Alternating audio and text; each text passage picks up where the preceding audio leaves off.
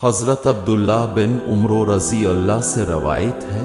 رسول اللہ صلی اللہ علیہ وسلم نے فرمایا، حضرت سلیمان علیہ السلام نے جب بیت المقدس بنایا تو اللہ تعالیٰ سے 3 خصوصیات مانگی۔ ایسا فیصلہ جو اللہ تعالیٰ کے حکم کے موافق ہو، یہ دعا اب کی مان لی گئی۔ ایسی حکومت جو ان کے بعد کسی کے لائق نہ ہو، یہ دعا بھی مان لی گئی۔ جب اب مسجد بیت المقدس بنانے سے فارغ ہوئے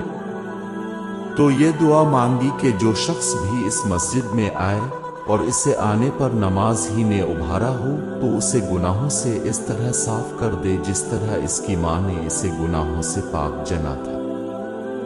رسول اللہ صلی اللہ علیہ وسلم نے فرمایا، میں تمہیں 3 باتوں کا حکم دیتا ہوں اور 3 باتوں سے منع کرتا ہوں۔ میں تمہیں حکم دیتا ہوں کہ اللہ کی عبادت کرو اور اس کے ساتھ کسی کو شریک نہ کرو،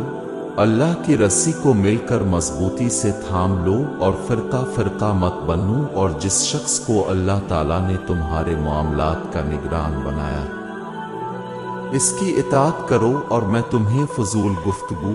کثرت سوال اور مال ضائع کرنے سے منع کرتا ہوں۔ نماز اور غلاموں کے بارے میں اللہ سے ڈرو۔ اب بار بار اسی بات کو دہراتے رہے۔ عبداللہ بن عمر رضی اللہ سے مروی ہے، انہوں نے کہا کہ ایک آدمی نبی صلی اللہ علیہ وسلم کے پاس آیا اور کہا، اے اللہ کے رسول، کون سا شخص اللہ کو زیادہ محبوب ہے اور کون سا عمل اللہ کو زیادہ پسند ہے؟ رسول اللہ صلی اللہ علیہ وسلم نے فرمایا، لوگوں میں سب سے زیادہ محبوب اللہ کے ہاں وہ شخص ہے جو لوگوں کو سب سے زیادہ نفع دینے والا ہے، اور اللہ کو سب سے زیادہ پسندیدہ عمل وہ خوشی ہے جو مسلمان کسی دوسرے مسلمان کو دے یا پھر اس سے مصیبت دور کرے، اس کا قرض ادا کرے یا پھر اس کی بھوک ختم کرے، اور اگر میں کسی بھائی کے ساتھ اس کی ضرورت پوری کرنے کے لیے چلا جاتا ہوں تو یہ مجھے اس مسجد یعنی مسجد نبوی میں ایک ماہ اعتکاف میں بیٹھنے سے زیادہ محبوب ہے۔ جس شخص نے اپنا غصہ روکا اللہ تعالیٰ اس کے عیوب پر پردہ ڈال دے گا۔ جو شخص اپنے غصے کے مطابق عمل کرنے کی طاقت کے باوجود اپنے غصے کو پی گیا، اللہ تعالیٰ قیامت کے دن اس کے دل کو امید سے بھر دے گا۔